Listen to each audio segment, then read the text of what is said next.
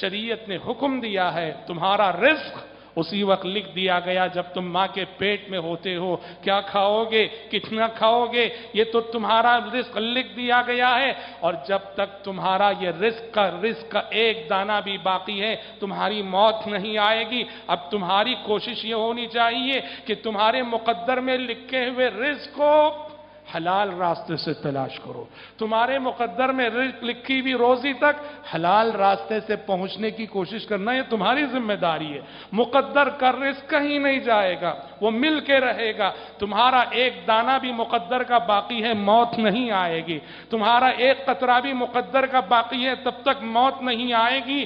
اس لیے اب تمہاری ذمہ داری ہے کہ مقدر کے اس رزق تک حرام راستے سے جاتے ہو یا حلال راستے سے جاتے ہو، مقدر کے رزق کو حلال طریقے سے کماتے ہو کہ حرام طریقے سے کماتے ہو۔